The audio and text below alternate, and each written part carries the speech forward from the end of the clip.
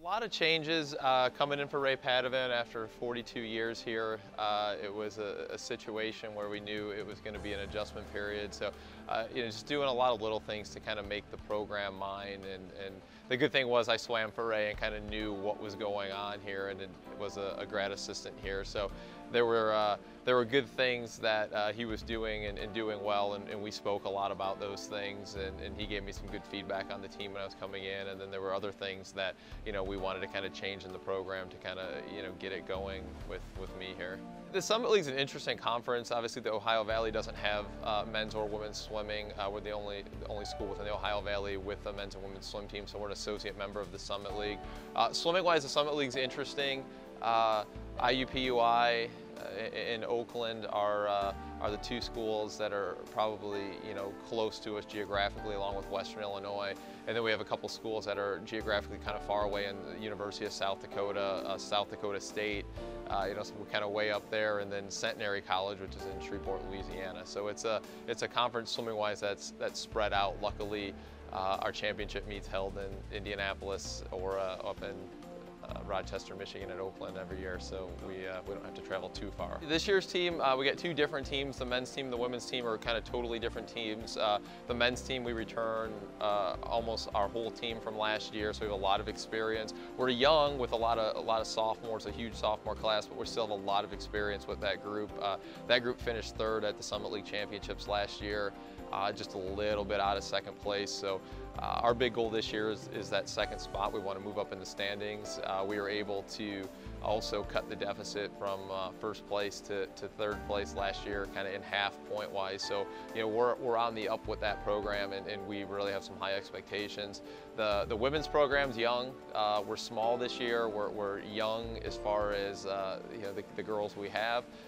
So it's just this is a learning year for a lot of them, and this is a rebuilding year for us. And so far, they're doing a great job. We were fifth last year in the conference, and this year, our goal is to kind of finish that middle of the pack, so fourth place. Again, just trying to move up in that standings a little bit, and I think that'll put us in good shape for the next season. We have two returning conference champions in the men.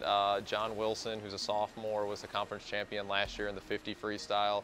Ken Tilchis, also a sophomore, was the conference champion in the 100 freestyle. So the main two sprint events, we were able to walk away with two conference champions with two different people. So that's kind of exciting. Our guys' relays have also done really well. We're kind of right on those NCAA qualifying times, so those are kind of the key things.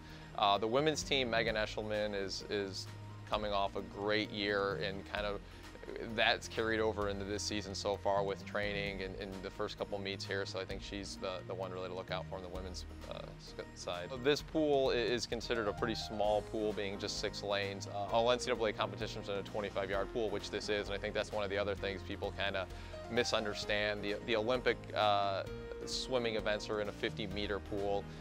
Most international competitions are in meters, but all NCAA competitions are in yards.